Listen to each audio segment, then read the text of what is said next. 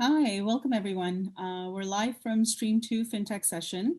We're also back with Preeti Malik moderating our next session for FinTechs to the Rescue. This promises to be a really insightful session.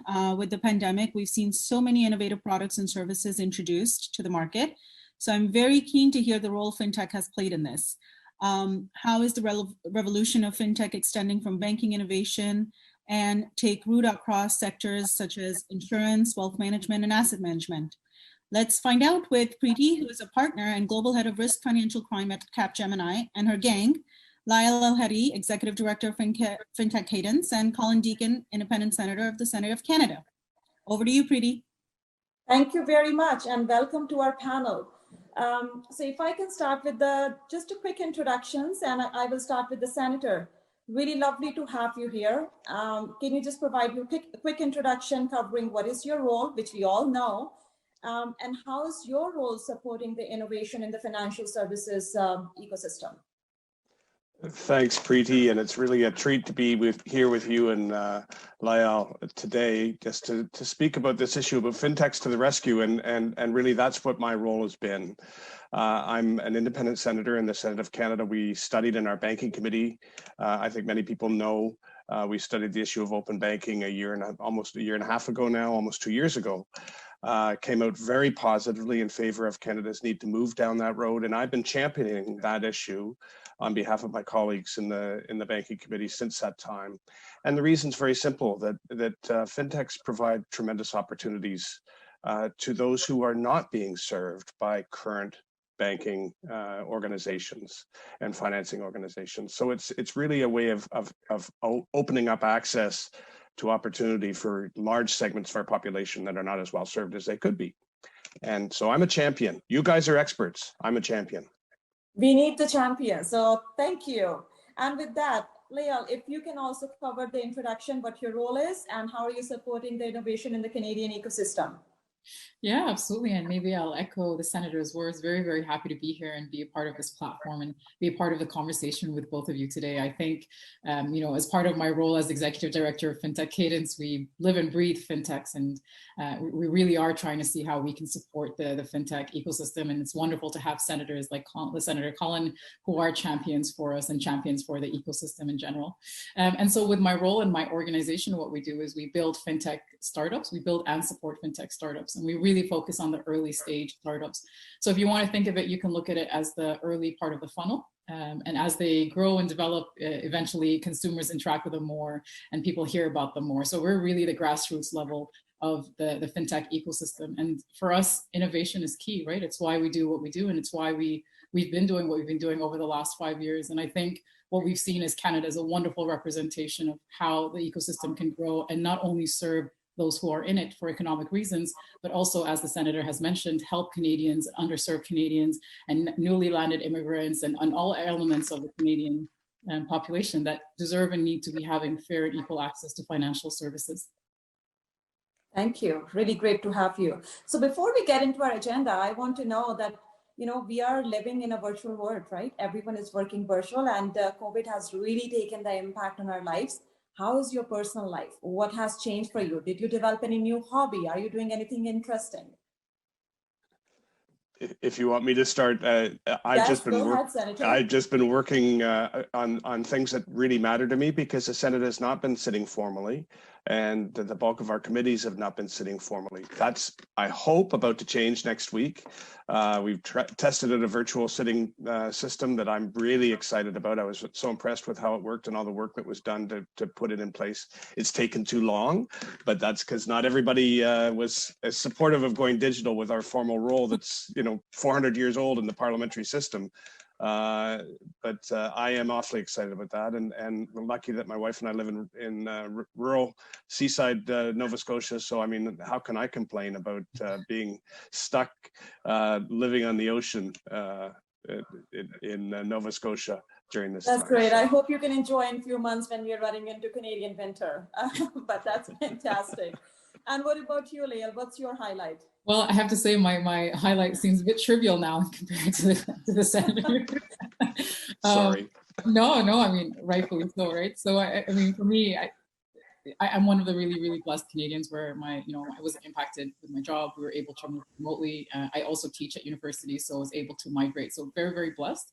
And I recognize that when I say the next thing. So for me, what I developed again was I was able to start running, these little elements of things that you need for your mental health. But again, I realized I'm able to do so because I'm in a very fortunate situation.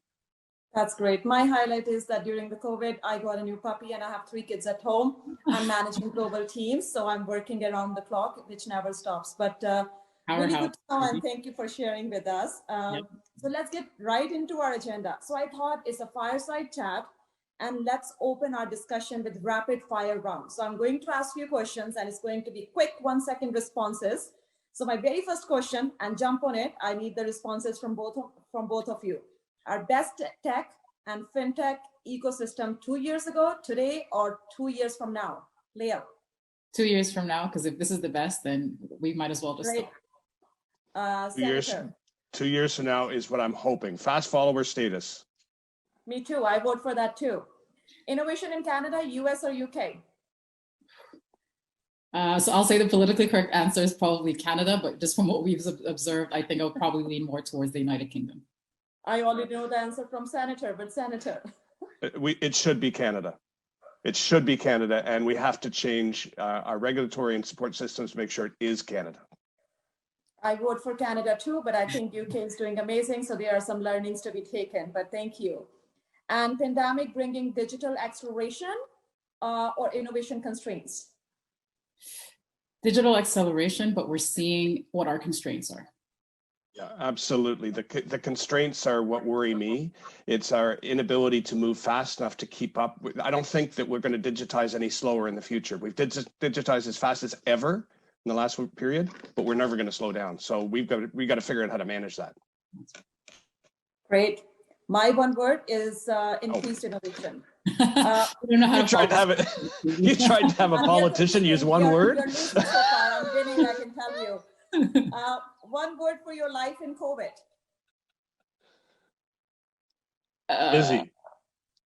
Busy. Okay, I buy that. And Leo? I would say just confused, perhaps, maybe. Just not really sure what's happening. Confused, I would say. Yeah, I would say overwhelming. That's for me. And one word, we have our very first CEO for a major financial institution. Yay. One word for that. Just overwhelming. Overwhelming in a positive way, Preeti, just because you used overwhelming.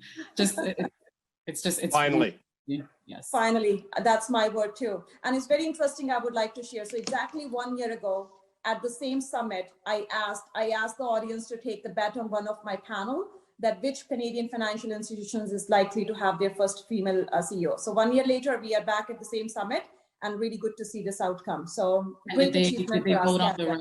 Did they vote on the right bank, Preeti? No. No one won. So it was a surprise, but it is a very good surprise. Great. Okay, so now let's get into our discussion. That's a good opening. Thank you for bringing this energy. We have really interesting topics to cover.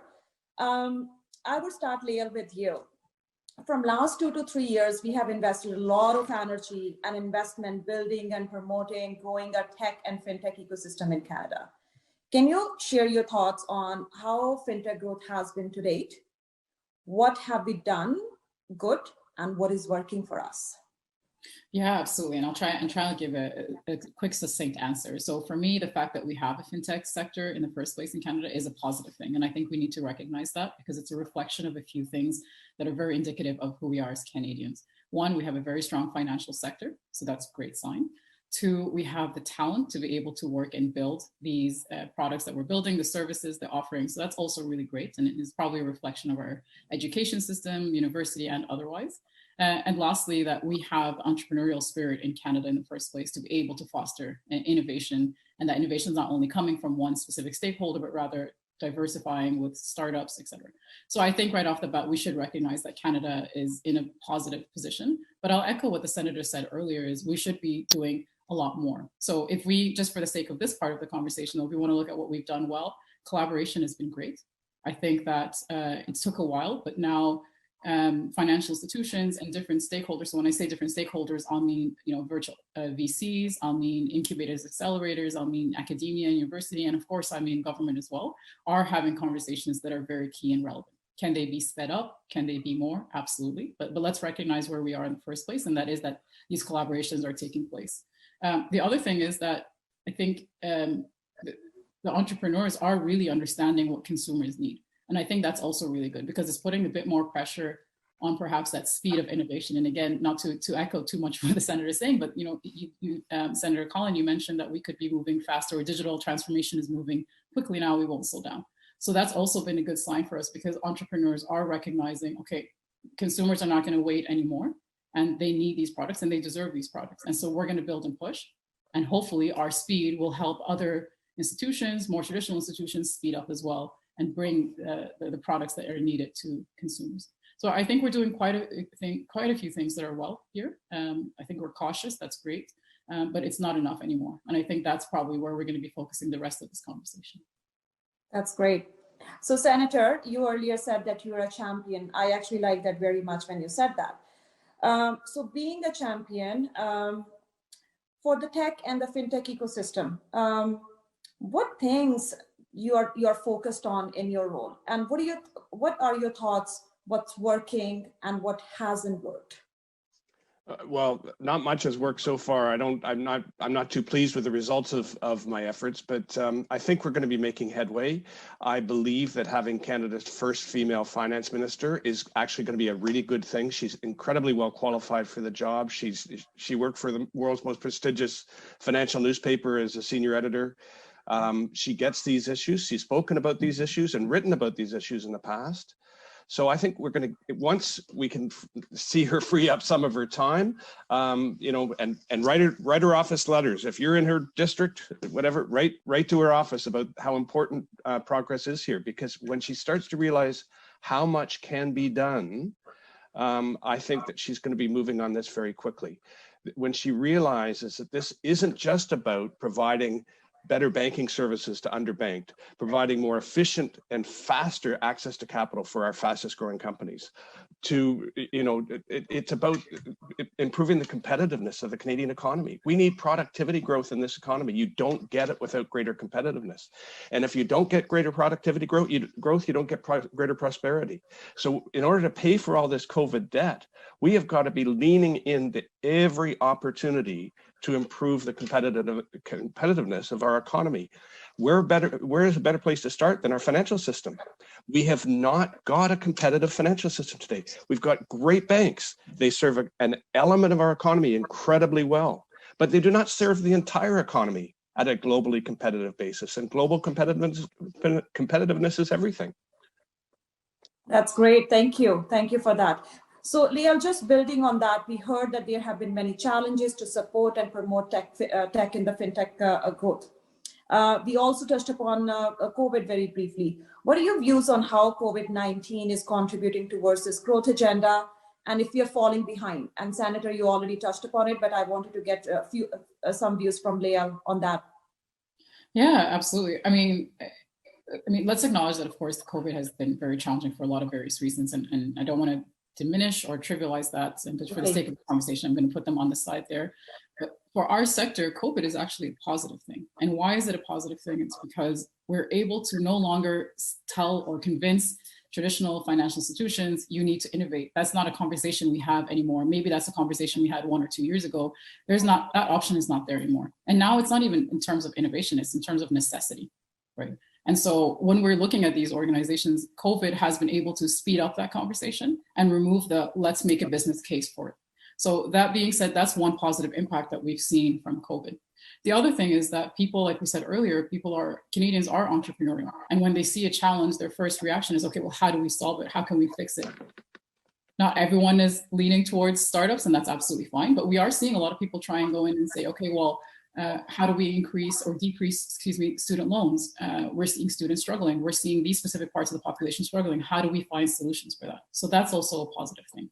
But here and again, I think what the senator is saying is really key. We're not moving fast enough, and we're not leveraging all of the opportunities that we can being in the situation. There is no reason why our why we're not building faster products. There's no reason why we need to look for international firms to be providing solutions that we can do for ourselves.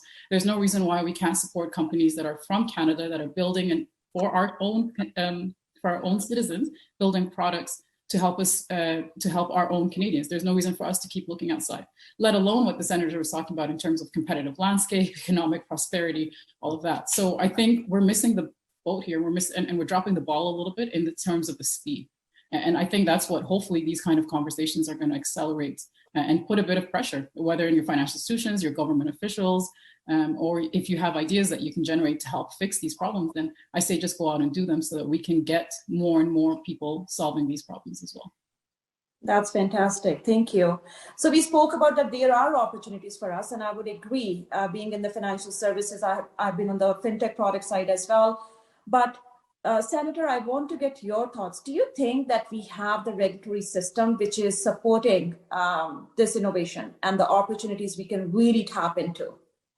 No. I know it's your favorite topic. You wanted a one-word answer earlier. I'm giving you one now.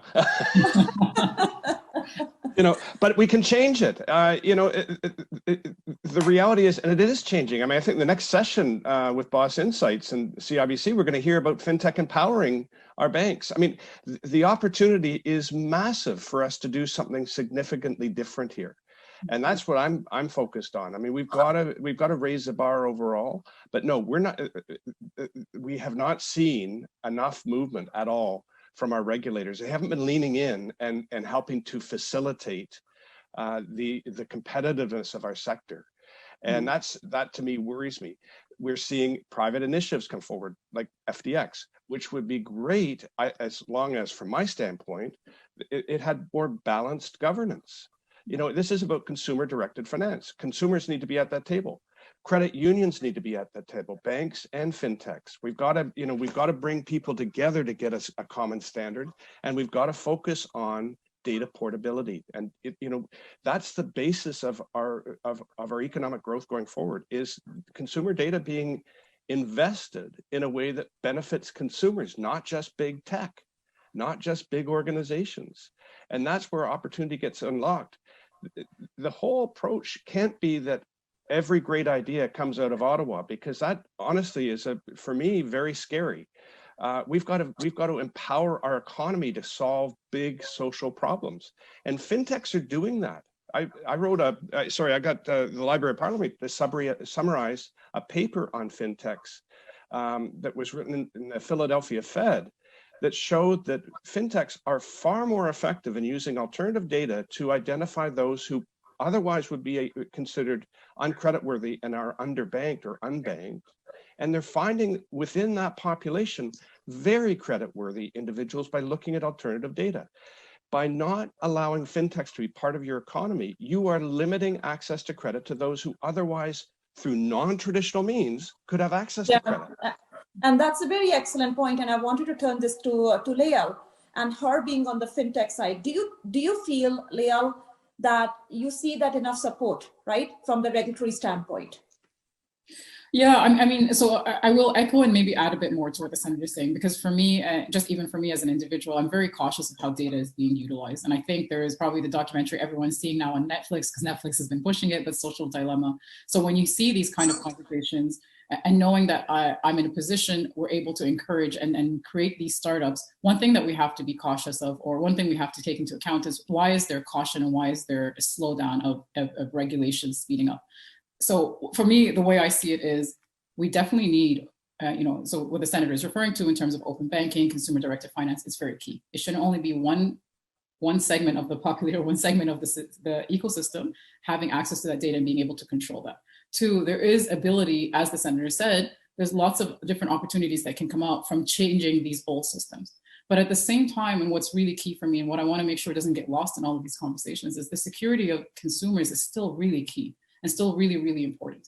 And maybe sometimes that's used by regulatory bodies to slow down innovation, and that's a different conversation. But what's key is that if we're going to have a conversation about consumer-directed finance, it should not only be about the speed of innovation and helping the economy, which I'm very for.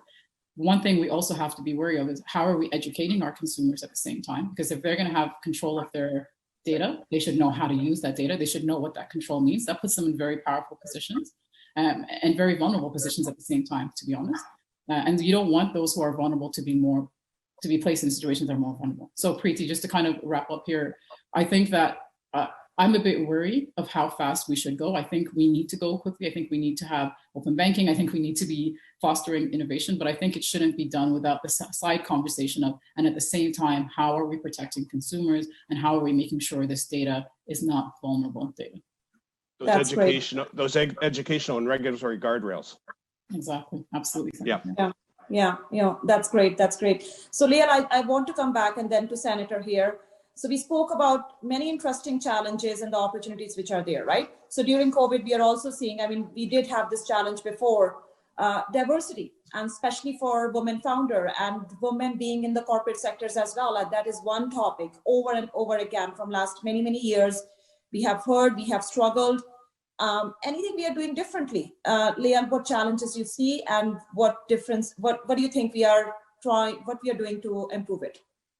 Yeah, absolutely. And I'll start off by saying pretty I understand the question. I respect the question. I think I'm tired of that question, not because of any reason, but just because we have to make a case for why women need to be in, entrepreneurs or in the financial sector, or why it's a huge thing to have our first female CEO of a bank in Canada in 2020. I mean, if we still have to make a business case for why women should be represented, those aren't conversations with people that I would like to have. I mean, that should just be a given at this point. We should understand the value that diversity brings, not only from women, but diversity of thought, diversity of background, diversity of experience. That shouldn't be, let me convince you that there's value in that. That at this point, we should be convinced of that. What I think we should be discussing is how do we encourage that and how do we improve on those systems? And I think, Preeti, what you're touching on is, so how does that look like in today's world with COVID? Have I personally seen a change? Not necessarily. I think this news with the Laurentian Bank CEO is great. What would be great is to see what's the next piece of news. How long will that next piece of news come in? I think we're only 6-8 months into COVID, and whether that's changed or done any drastic difference, I'm not really sure, to be honest, yet. I think we have to be cognizant in the fintech sector, and we have to put in more effort because, as we say in our organization, we're touching 3 main elements that are very male dominated, and that's finance, and that's entrepreneurship, and that's technology, right? So we're already fighting an uphill battle.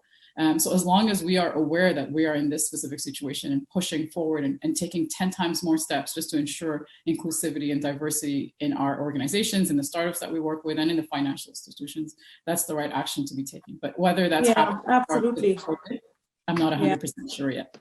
And I would agree with you, and I can completely relate to that. Being a woman fintech founder, being in the financial services sector, so. Really great insight and something, rightly said, we are tired of this topic. And with that, Senator, we are also starting to get our questions, and I apologize when I'm going to questions. Can I just add one more comment, though, Preeti, to just what Lael said, which is just excellent comments. I think we have to start asking through shareholder board meetings, why are our CEOs choosing to be less profitable when they are not embracing diversity? Because that's the fact. And so we should no longer be accepting to run organizations in our country with several cylinders of our engine not functioning at full capacity. And that's what we've got to start looking at this as, why are you choosing to be less profitable? Because that's the choice they're making if they are not embracing diversity in their organizations. Very well said. So with that, I'm turning it to the questions which we have received from our audience. And when I'm going to the questions, my camera is going off. So technical problems, fun of virtual working, so bear with us. So our very first question, and I think I'm going to ask this question from Senator, how do we help public services providers who normally do not have large budgets move towards investing in new tech? I think there's a very simple thing. I assume this is talking about procurement. Am I getting that right? And I'll deal with it on that side. One of the things that government does is government puts forward solutions to problems they've identified. I think it would be great if Ottawa stopped putting forward that they want to buy this solution or that solution and say, we have this problem to solve. Here's our constraints. Come up with a great idea, and that's what we want to see. We want to crowdsource the solutions to Canadian major social and economic problems in Canada. And if we take that reversed approach, I think you'll find that we get some incredibly creative ideas. But if every idea has to come out of Ottawa, we're going to be really limiting. If, you know, if Ottawa says, no, I just want that solution. This is the solution we've seen. Well, what about all the other ones they haven't seen? You know, and that to me it could be a massively powerful change in how we govern ourselves. Yeah, that's rightly said. And Leah, I'm turning to you. Our next question is, could you share an interesting Canadian fintech innovation? Yeah, there's so many of them. I mean, we can look at, yeah, let me shout out and some. Both of you can jump in. Both of you can feel free to. Well, we'll start with, I mean, Mocha is one that many people knew, formerly Milo. That one was really, really interesting. The CEO, when he started, Phil Brar, was really looking at ways to provide alternative investment solutions to millennials who maybe don't really know or understand the old models of investing. So I think they've done a really phenomenal job and just raised a round as well. Flinks, the API aggregator as well, also a big advocate of open banking and CDF.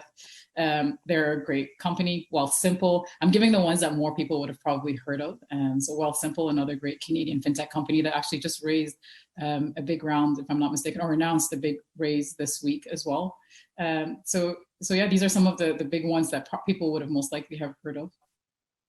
And I'm looking forward to the next session where we're going to hear Karen Moynihan, Boss Insights, talk about a partnership, it looks like, with CIBC. I'm reading into the program a little bit, but you know, if our banks were to become fintech empowered, we can take this trust that people have and justified trust that people have in the Canadian banks and start exporting that around the world.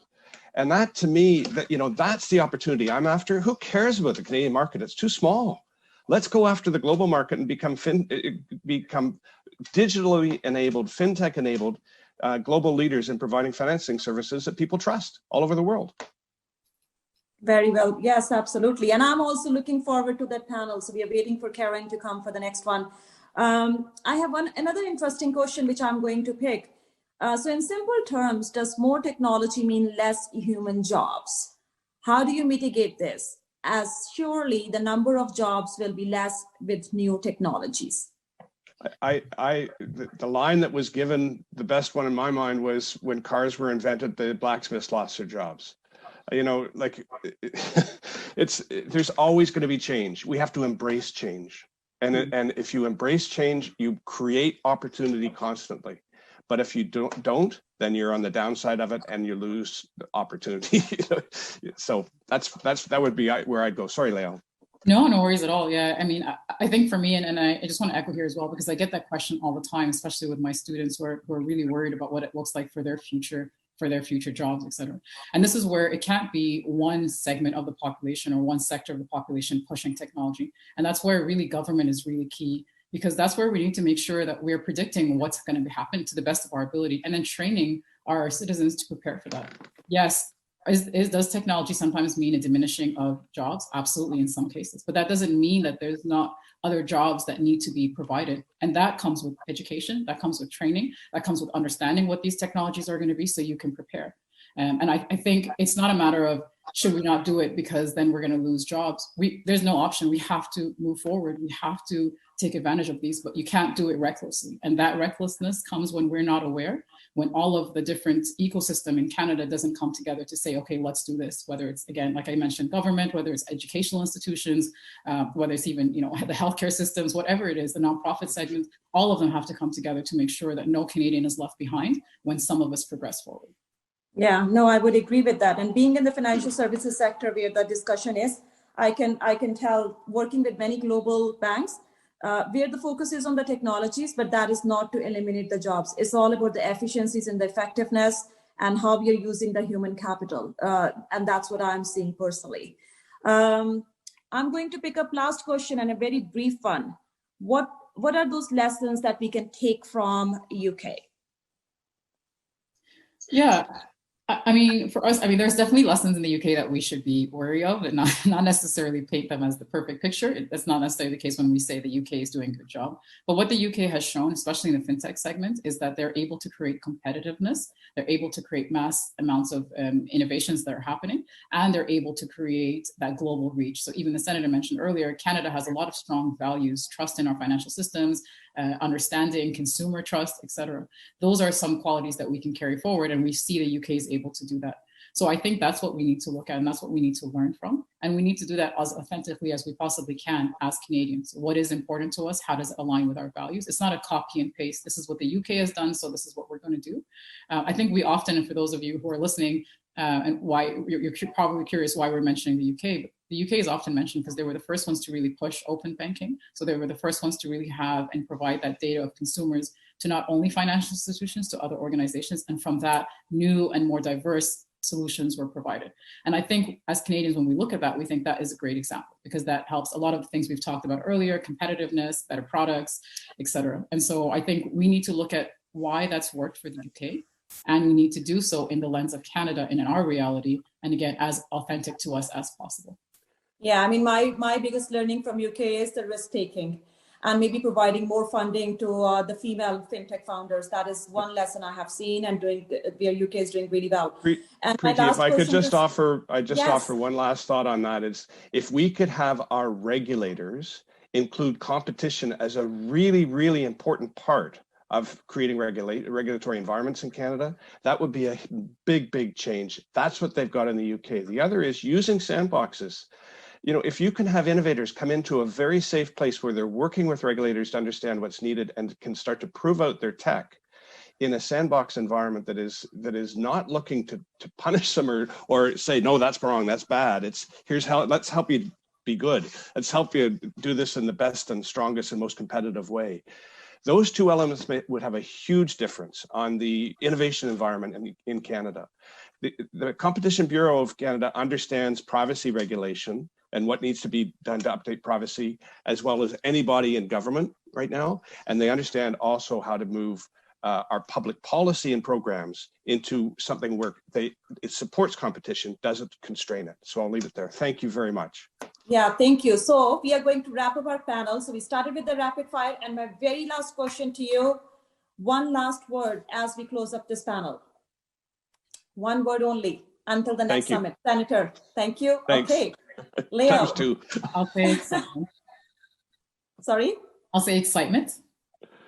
Okay, that's great. I would say in person next year. See you all. But thank you very much, Senator. And thank you, Leo. It was fantastic. I really enjoyed the discussions. Oh, it was my pleasure. Thank you, Senator. Leo. Thanks, Preeti. Thank you. Bye-bye. Thank you, Lyle, Colin, and Preeti. That was really interesting and insightful. I loved how, we highlighted the positive impact of COVID and how it's an absolute necessity now to innovate this sector. And also, Colin, I loved your thoughtful and very insightful opinions. With you championing this cause, I hope we are able to have the infrastructure required for Canada to become globally competitive. Now, to everyone, I hope you can also join our session on diversity and inclusion later in the afternoon, which touches more on what Colin was saying. Just to give you an option, we are currently in live stream 2. For stream 1, you can click the virtual room tab above and switch into that. Otherwise, in stream 2, we're ready to head into our next session, which will be, this talk will illustrate how COVID has brought forth the spirit of collaboration required to address real need in the financial services industry. Mark Reiser, who is a managing director at FinTech Growth Syndicate, discusses with Karen Moynihan and Mark Usher how businesses are funded to support the economy in this unprecedented time. Prior to FinTech Global Syndicate, Mark was VP of Innovation at the Canadian Tire Bank and has spent the last 12 years in progressive consulting roles in both product design and development and digital strategy, working with executive management teams to shape growth-oriented strategies. As always, please forward us your questions for the speakers at the end of the panel. Over to you, Mark. Thank you very much. Welcome, everybody. I am really, really excited to share a phenomenal case study with Boss Insights and CIBC. I'm going to try and bring out Karen and Mark and really ask them some of the tough questions about collaboration, about how did the relationship start? How did it grow? How did the fintech empower the bank over time? What are the challenges that they had to overcome? And finally, what are some of the tidbits of advice that they would give for the banker from a banker's perspective, as well as from the fintech side of perspective to the audience. Before we dive in to the conversation, I do want to introduce them. Karen Moynihan, former commercial banker and second-time founder, is the CEO and co-founder of Boss Insights. Boss Insights offers business data as a service. Their single API enables easy access to hundreds of different data sources, from QuickBooks to Salesforce to Stripe and many others, bringing data gaps between banks and business customers together in under 1 minute. Banks know where a business was, is, and will be. Lending becomes a high velocity while maintaining lower risk profiles and delighting customers. Karen has 15 plus years of experience in financial services as a banker, advisor, and mentor. And under her leadership, Boss was awarded the 2020 Unicorn Challenge and 2019 Executive Leader in Lending, and featured in Forbes, ABA, and the Financial Brand for saying banks must adopt APIs or fintechs will win. Karen, welcome. Really, really excited to hear about the story between Boss Insights and CIBC. From our bank perspective, we have Mark Usher. Mark Usher is a managing director and North American market leader at CIBC Innovation Banking. CIBC Innovation Banking is focused on providing commercial banking services, loans, deposits, trade, and treasury services to North America, technology and innovation companies throughout their entire life cycle, from startup to IPO and beyond. He holds his MBA from Queen's and is the former chair of the Canadian Venture Capital Association. Mark, Karen, really excited for this. Welcome. Thank you so much. Great to be here. Okay, so I wanted to start off the conversation broad. Let's talk about what are some of the trends you're noticing in the market today about fintechs and their relationships with banks. Karen, why don't you kick us off here? Well, I know this is being told as a Boss Insights and CIBC story. It really should be a CIBC and Boss Insights story. It's because one main trend that we're seeing in 2020 is that everyone acknowledges that digitization has to happen. So there are people, there are companies that are willing to take the first steps. And is it happening in one fell swoop? No, but one huge trend we're seeing is more collaboration, more adoption, and more acknowledgement that if we're going to really serve our businesses going forward, we need to do so by working together. Absolutely. And Mark, what about from the bank side? What are you noticing as the trend within the fintech bank relationship? Yeah, I would say I'm really wearing two hats today. One is, I work for a big Canadian bank, and I'm part of that group of folks who are sometimes easy targets for entrepreneurs, given, the history of, the bank's sort of difficulty with dealing with small businesses. But the other hat I wear is, really as an entrepreneur. I was, part of a small company that was on the journey that many folks here, I think, on today's meeting are in, which is, an entrepreneur raised some money, group of people raised some money, had some success, raised some more money, and got some attention from a big company. And that, in this case, it was CIBC. So CIBC bought our company, Wellington Financial, just under 3 years ago.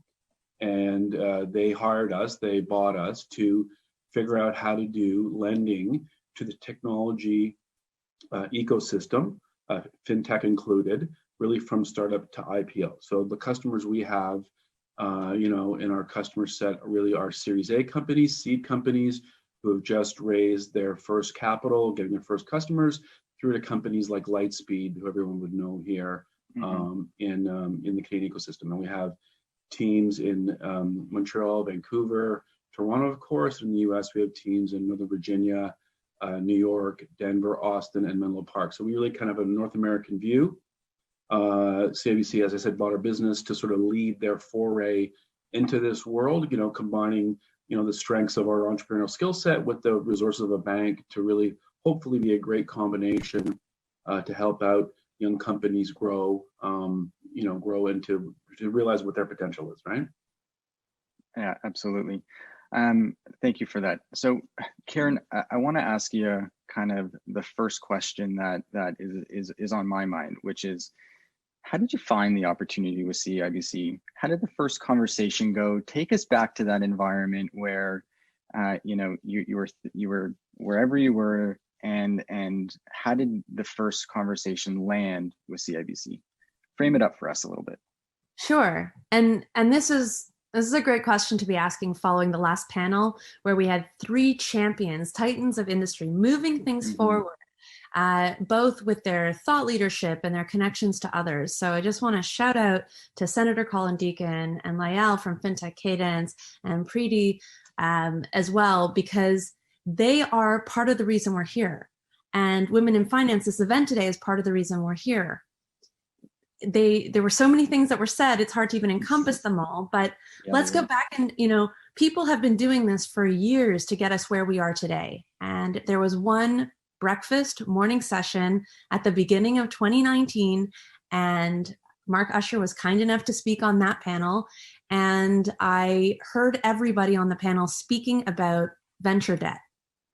So we're a fintech company that is providing data so that lending to businesses can be sped up from months to minutes.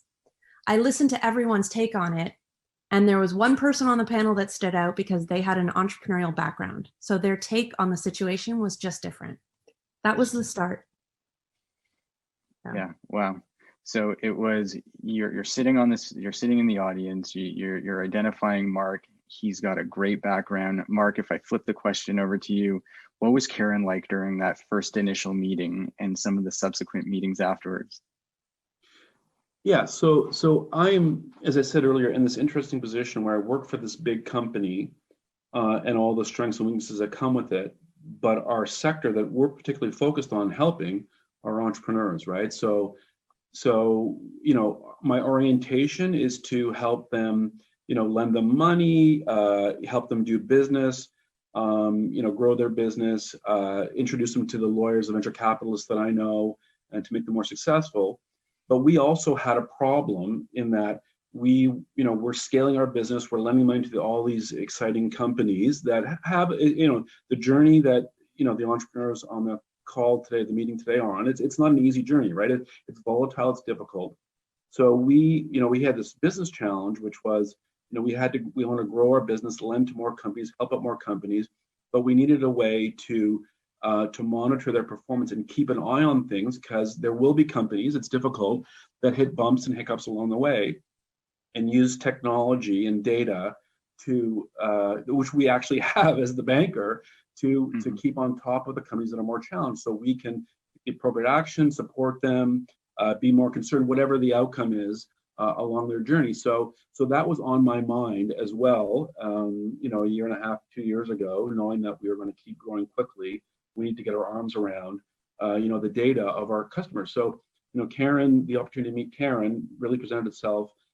As I said, I'm where this sort of where we're looking to help out young companies from the banking side, but also having this need as a business person.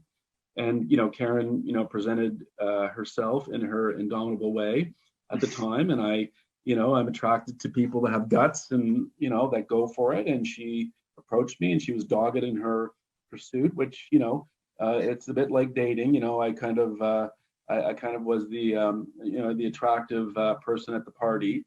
And Karen, in her pursuit, wouldn't let it go. So, I thought, well, this person has a lot of guts and determination, and I should give her a chance to actually figure out whether or not the business that she has, the product she has, could actually help us in our journey. And that's sort of how the relationship was formed, and it's been great so far. Okay, so you had this first meeting. You like what you saw from Karen. It wasn't even a meeting. It was a casual conversation, I would say, at an industry thing. Yeah. Yeah. This casual conversation, I've been a part of these casual conversations before, and the second meeting, very difficult to get, going from 1 to 2. How come you just didn't push Karen aside? This is a fintech. We're not ready for this. Big processes, procurement, legal, data, all of the elements inside of a big bank. They're gonna, you know, this is going to take a lot of work effort on my behalf in order to push this through, right? What made you give the chance? And Karen would love your perspective afterwards too. Yes, as I said to you, I liked her approach. I liked her determination. I liked her passion. 1, 2, I had a need. So that, you know, that was the really good combination. But my approach was to tell Karen, like, I like what you're talking about. Your product seems super interesting, great fit, but I need to warn you. This is not going to be easy because it won't be my decision, because even though we're this little bank within a bank at CIBC doing all these great things, you know, to buy Karen's product and to use it, you know, I will have to get the rest of the machine involved. And I just wanted to be super clear to her that I did not think that was going to be easy. And, you know, was she ready for it? And so that's how I sort of was able to sleep at night, you know, by engaging with Karen and knowing that she is going to this eyes wide open as well, that it would not be easy because I was just the first step in this process. But she, you know, her determination and her, as I said, her passion, you know, has gotten to this point. And so I think that's how I would answer your question, I would say. Karen, you have to let us know what's going through your mind at this point. Okay, let's talk about the problem versus the tenacity of the founder, which I think we can all agree that I all but stalked poor Mark Usher. And every time that legals got too much, I tried to take all the work on Boss Insights and alleviate the work from CIBC. But let's talk about the problem, which is lending approvals for businesses. It's abysmal. It's under 30%. And CB Insights just rocked the nation. I think it was last week or the week before, saying that the market share for banks is going down. It was 96% a decade ago, and in the 80s a year ago, and now in the 70s in 1 year. So it shrunk in 1 year half as much as it shrunk in an entire decade. But Karen, on the positive side, that's the opportunity for fintechs though too, right? Right. That's why Mark would give Boss Insights the time of day, because there was an actual problem. But I tried to listen more than I tried to speak. I wanted to hear what the real problems CIBC were facing in that one department and really just solve specific challenges. If there's a need for data on businesses so you can fund them, that's what we do. And whenever other things came up, we tried to really focus the discussion. If you're lucky enough as a fintech to get the time of day from a lender, any lender, you need to make sure that you're presenting yourself professionally and that you understand the realities of their department. It's, you know, CIBC is a large place, and there were many departments we went through before we got the deal closed, and it took a while. And that was on the fintech to address. So I think that's part of it. But also I think Mark is being very humble. There was a lot that he did in order to help us. We just had to convince him that we were going to help and make it worth it to get that extra effort. Yeah, I think that's fair. Yeah, and I'd love to know a little bit, and I'm sure the listeners would love to know a little bit about what is that type of help. So you're at the state where, you know, you've had these couple of conversations, you've defined that need, you have the tools in order to solve Mark's kind of strategic problem and the organization's strategic problem, but you know, Mark, the process of getting through procurement, the technology impact assessment, the legal and risk assessments, and the various other audits that need to happen in order to just get a pilot test done. Karen mentioned that she's going to take a lot of that on herself, but she needed guidance from you in order to how to work through some of it. Can you just speak a little bit about the path to getting to that pilot test and kind of your role in that for Karen? Well, I think that the reason why I was willing to invest in it was because for me, I gave Karen the warning that I was going to take a lot of work and she was going to be, you know, really my partner on the journey, right? So if she, you know, the worst thing that could have happened to me was, you know, I used the political capital that I have in the company to get people excited to, you know, to go on this journey. And then Karen at some point say, oh, you know what, you're right, this was too much.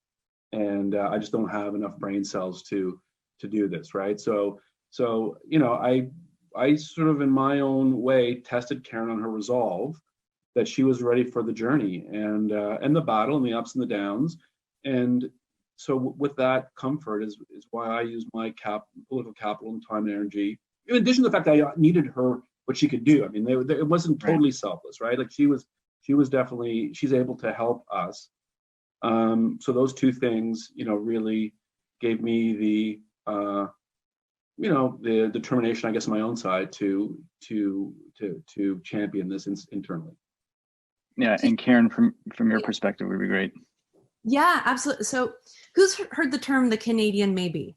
We hear this and we put the blame on the banks for the Canadian maybe. Don't get me wrong. There are people who will give it to you, but there's a reason they give it to you, because Mark just explained, this isn't about, do you want to move from financial statements to data so that you are not going and gathering financials when you're decisioning a business and when you're monitoring that business? Do you want to put a tech layer on a product-focused industry? We're also asking, Mark, do you want to spend your political capital on Boss Insights, a tech company? Would you like to do that? That's really what we're doing when we go there. And I see so many players go and approach lenders without having that level of respect for what it is you're truly asking for. So it's a partnership. You're meant to be doing this together. And the uplift will come from the point of view, the uplift comes really from the fintech. What you're asking for from the financial institution is, can you please let me know what your problem is? And then I will let you know if we solve it. And then you tell me if you agree. That's all you can ask for. And at that point, it's your job. It's your job to make it through the rest of it. As we sort out making vendor due diligence specific to fintech versus vendor due diligence for tech firms at large, multi-million dollar, hundreds of $1 million firms, so to speak. We need to be able to go and ask for a seat at the table. And what's different about this conversation is that there was a person on the other side willing to explore that, telling me exactly what the objections were, seeing if I could overcome them. And I say I, but it's not I. There's an entire team behind Boss Insights. There's an entire team at Wellington West, now CIBC. There are a lot of people involved here. But without the clarity of, here's the need we have so we can stay market competitive. Here's the need that we can have so that we can delight the businesses that we're also funding. And here are the challenges. If you cannot meet these challenges, there's nothing to talk about. Mark was great at being very clear on those topics. Right. Karen, how many people did you meet inside of CIBC as you're going through all of this? Yeah, just how many do you think? Over 20.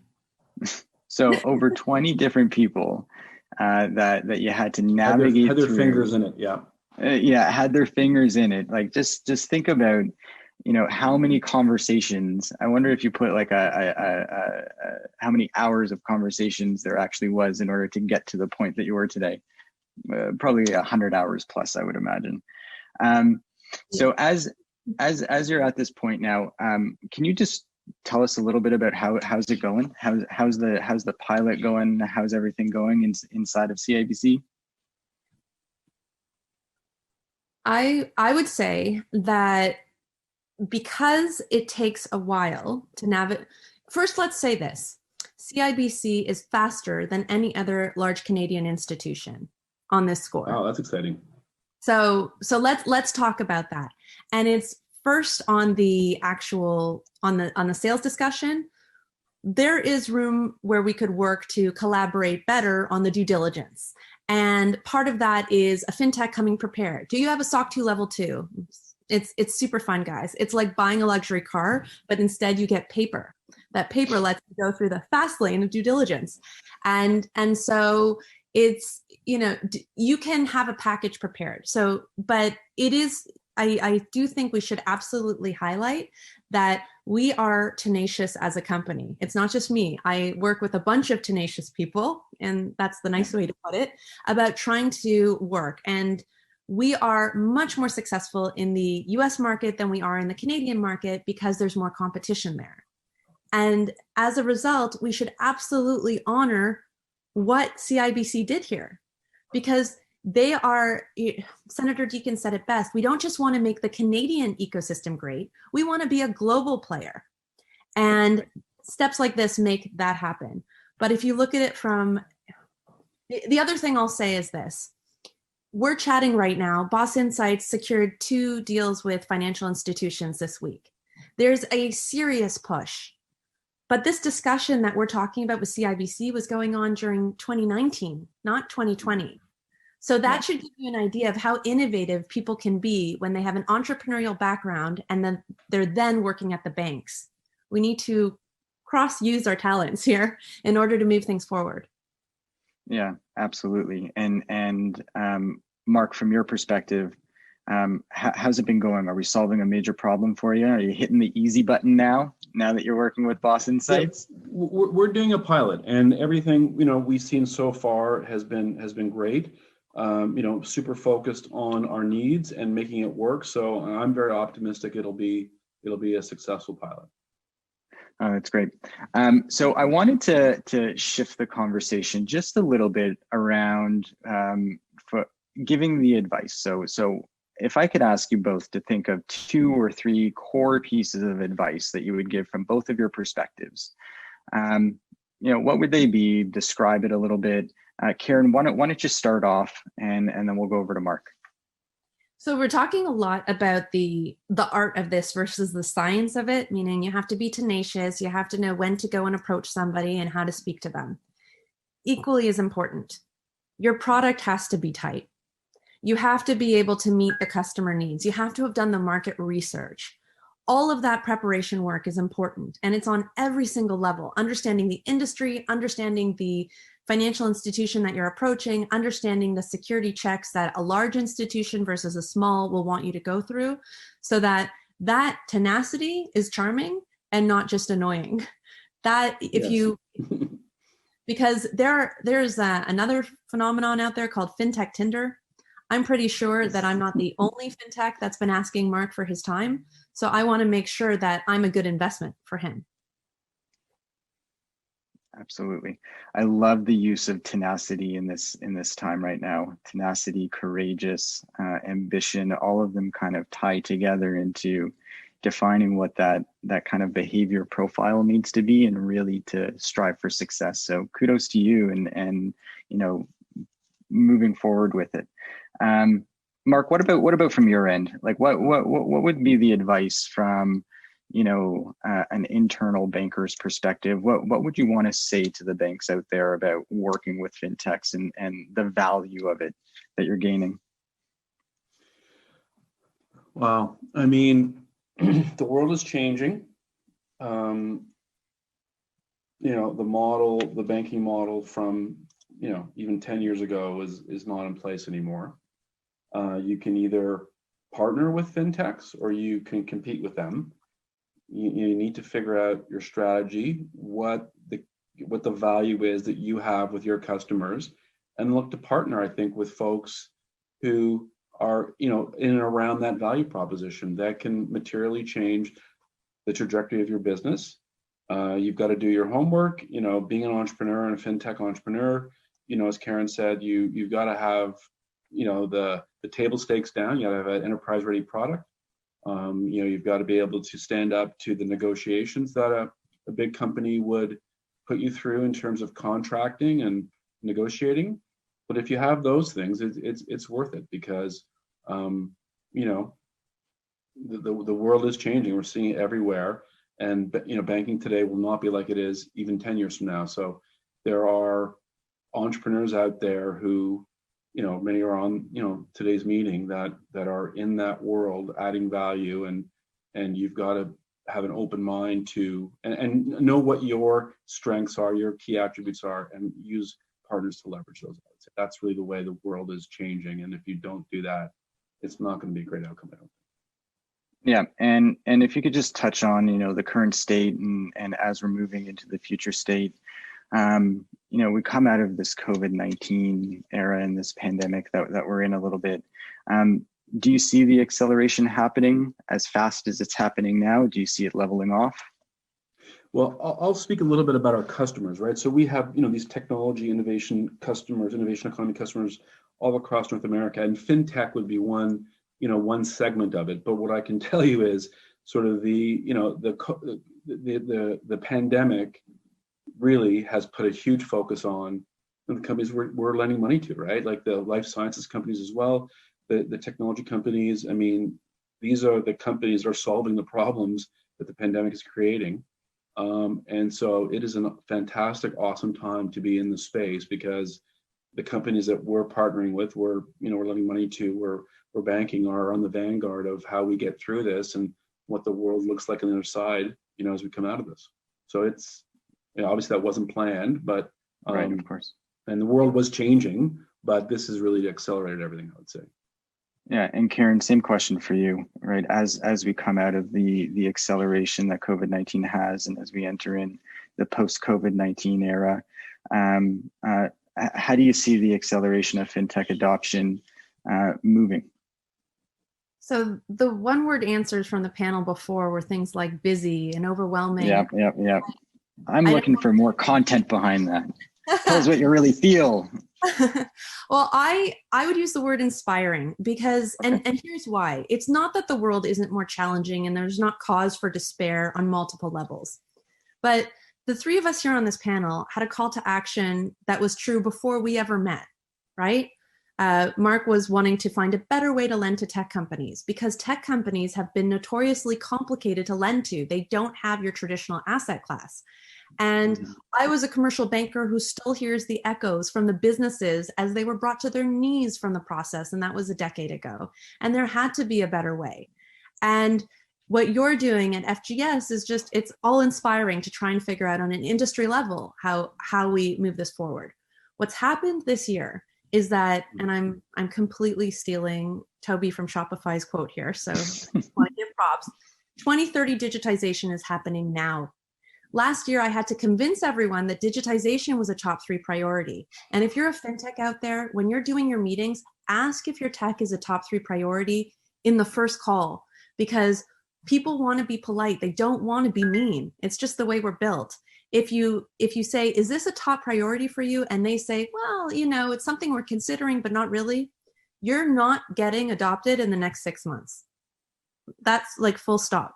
But here we are, and we do not have another option. We're doing this digitally, and we're doing everything digitally right now. So that's the big shift I see. And I think that's happening on the consumer side, on the business side, on the payment side, on the marketing side. Everything has just drastically changed. I don't see the pace slowing, even though we all might be a tad fatigued at this point. Yeah. You're feeling it. Yeah. I love the fact that you have these kind of cold stop triggers in your mind. The one question that you just said was phenomenal. Do you have any others that you could give to the audience here about, first or second meeting? What are those kind of cold stop triggers? What are the 3 or 4 big questions you want to ask? So this is an art and not a science, because if you say to somebody, what's your mandate? An early version so you'll go through an accelerator. Our country is incredible for the support they give to startups, and they'll say you got to get product market fit, and they have you thinking like an investor. Yep. Investors that want that staccato approach. Bankers don't want that. They just want to have a conversation. So you have to work to try and figure out the person's mandate and what's on their list to achieve for the end of the year. And then you need to identify if your technology meets with that objective. But you cannot ask that directly. You have to ask it conversationally. I don't think, what I'm saying now, Mark's never heard that from me. What's your mandate? What do you need to achieve by the end of the year? Right. So you want to sort that out within 3 meetings. If you haven't, figure out better questions. Yeah, absolutely. And Mark, from your end, I would imagine that you agree with everything that Karen just said there, yeah. Right? The approach of what's your mandate, probably not the best question to ask you off of the bat.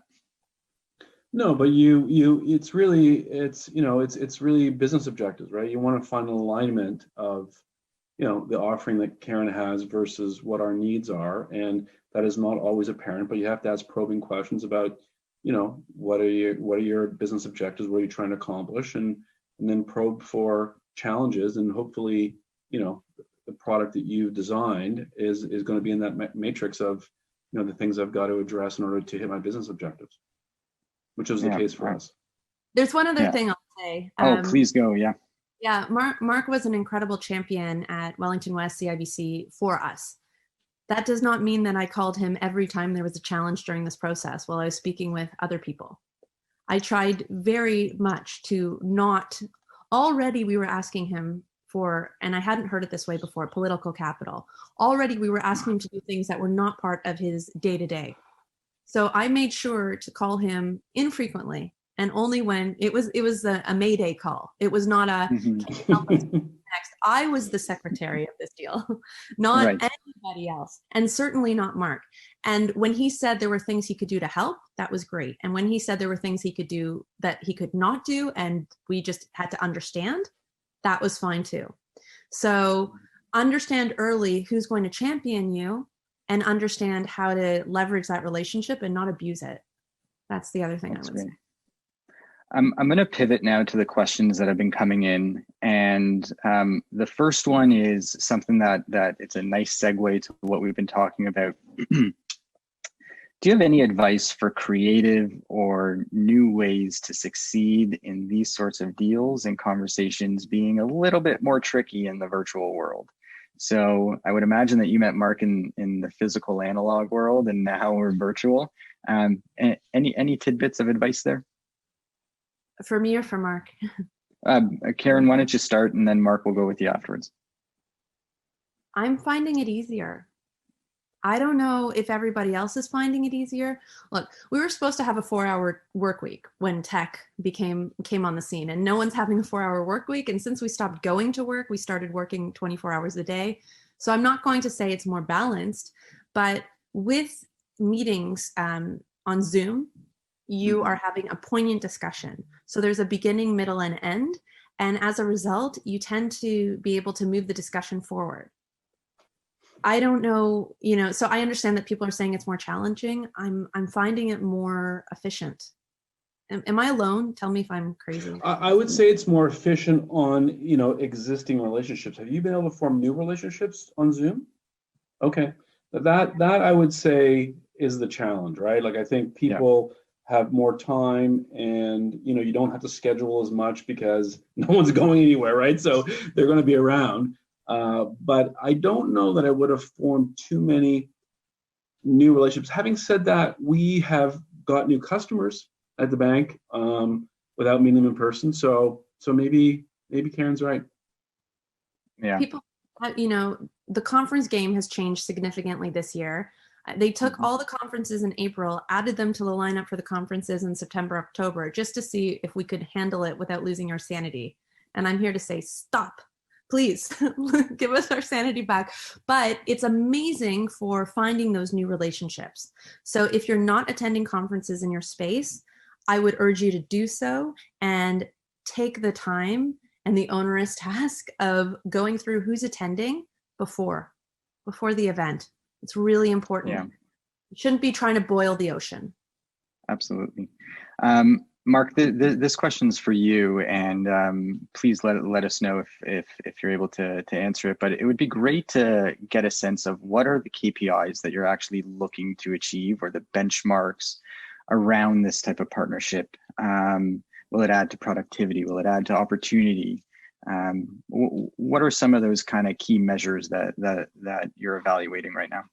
Yeah, what I would say, what we're really trying to do on that side is similar to the approach the bank is taking with our group, which is we're trying to expand the bank's opportunity set to lend money to technology companies that have different characteristics, than a steel wholesaler or a travel agent company. So the characteristics of our customers are all different, and we're trying to use technology, Karen's technology, to tap into the metrics that these companies are driven off of, to be closer to them, as they go through their journey. So we care things like, in a SaaS business, for example, has CAC to LTV to CAC, so lifetime value against the cost of acquisition. We care about, how efficiently they're onboarding new customers. If it's cost them $1 million, to acquire a customer that's got $2 million of lifetime value, that's not a great acquisition, right? So that gets to companies adding new customers inefficiently. So we care about those kinds of things. We care about their gross margins. We care about their bookings. We care about, they're really the key financial drivers in a software company, because that's primarily what we do, software companies, how they're scaling, and just getting a bit deeper than just getting a quarterly financial statement from them that shows what their revenue was and what their costs were and what their balance sheet was. We're trying to go one layer below to get at the real drivers of success for these companies. And Karen's company is helping us do that. That's great.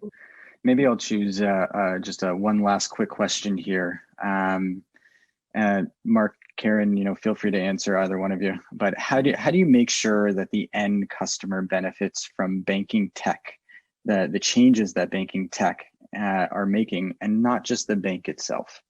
So, Karen, why don't you tackle this one first about end customer, and in this case, it's actually Mark would be your end customer. Mark is our customer. Mark and we keep saying as if Mark and Karen, so Karen's the fintech, Mark's the bank, but we're representative of the companies, and he, CIBC is the customer. We both exist to serve the businesses. We have no business talking unless the businesses are getting served, and that means getting them loans approved quicker. It means finally being able to get enough information on a business that you can look them in the eye and say you're evaluating them on their merit, not just their collateral, that you're looking at them and you're saying you have worth because of your metrics, not because you have assets. And then if you're a data provider, you better be providing something in addition to just gathering that data for the business. You want to be giving them insights. You want to be giving them a secured channel. So you constantly want to think about the fact that they're helping you. So you need to help them in return. Absolutely. I'm getting the cue to wrap things up right now. I wanted to just thank you both for attending and being very present in this conversation. Personally, the insights that were shared during this are going to help me, and I hope that it helps the audience that were tuned into this. Any parting words of wisdom from either one of you? I will. Okay, we're at an incredible event with so many people here. For anyone looking to create digital relationships, I think Bonhill Group and Women in Finance have done a great job at gathering people here today. So that would be what I would say. And I also just want to thank both Marks on the call, Mark Usher, for giving us a chance to an opportunity to show you another way to gather information, and Mark R, for everything you're doing for the ecosystem. Thank you so much. Oh, thank you. And take care, everybody. Thanks, Mark, Karen, and Mark. You've so eloquently shown why collaborations are important for innovation and getting funding. From associations to speed, to connections, energy, and implementation. It all just makes sense when it comes together. Also, how relationships need to be nurtured and not abused. From Karen's tenacity to efforts of Mark at FGS with the entire ecosystem, and Mark with your efforts making mainstream bank accessible and giving your time, is truly inspiring. I hope many in the Canadian financial sector are able to follow suit, and there's many more banks and many more individuals who benefit from this. Please don't forget to network with other delegates as well. You should have a pop-up on your screen, and join the conversation on our socials too. Please also remember that we will be heading off to lunch, and we will be joining back at 2 p.m. However, before we sign off, we're just going to leave you with a video from our charity partners, Empower. Thank you. Empower's focus on non-traditional livelihoods began in 2010, when we were noticing that a lot of our livelihoods programs focused on traditional livelihoods options for girls. Things like bead making, things like stitching, sewing, beauty parlor training. And we thought there has to be more out there. Many of the jobs for women and young girls pay a lot less. Girls and women are making 50, 60, sometimes less than that of what their men and boys in their community make. By shifting young women and girls into jobs that are traditionally for men and boys, they earn more, they have access to economic opportunities where they can earn more, save more, and have control over those assets. In Colombia, our grantee partner Sedekur is teaching girls how to be mechanics. In India, our grantee partner Azad Foundation is training women to be commercial drivers. Here in Ghana, our grantee partner Newig is training girls to be electricians, plumbers, bus drivers, all trades that these women would have never dreamed of doing. And as a consequence, they're viewed as role models within their community, within society, and they're breaking gender barriers by engaging in a livelihood option that was restricted to them just because they were girls. मेरा नाम सविता है और मैं एक commercial driver हूँ. I'm Estabwat Makuno. I'm a bus driver. I never thought that there would be an opportunity for me like this, that I can venture into the men's field to be my profession. I never thought of something like that. और फिर भी job continue करने के बाद भी ना लोग काफ़ी कमेंट करते थे, सोसाइटी के लोग, ये जॉब ड्राइविंग लड़कियों के लिए अच्छी नहीं है, बहुत गंदी जॉब है. मैंने कहा उस गंदी जॉब को ही सुधारने के लिए तो हम लोग उतरे ना इसमें. वुमेन ऑन व्हील से जब मैं जुड़ी थी, जुड़ने के बाद ना लाइफ में बहुत सारे चेंजेस आए. एक तो सबसे बड़ा चेंज ये आया कि मैं अपने लाइफ के डिसीजन ना खुद ले पाई. फैमिली में भी ये चेंज आया है कि कहीं ना कहीं मेरी फैमिली मेरा वेट करती है अगर कोई भी डिसीजन लेना है तो. I've gained some kind of respect in my family. If anything, my mom calls me, this is what is up, what should we do? I just give her advices. In terms of money, I'm able to contribute. I'm able to do a whole lot. And people wonder when I'm behind the bars, wow, what a lady. You are too strong. You are like, it makes me, I don't know how to express it, but it makes me very happy. कि कुछ आसपास की हमारी लड़कियां भी ऐसी हैं जो मुझे देख के ये कहती है, अच्छा दीदी आप ये काम कर रहे हो, मुझे बहुत अच्छा लगता है, तो मैं ये कैसे कर सकती हूँ. There's a saying that I really like that says, you can't be it unless you can see it. And we believe that all of these women and girls in our non-traditional livelihoods, they are becoming electricians, plumbers, mobile phone repair technicians. They are becoming the role models that all of the hundreds of millions of other young girls need to see.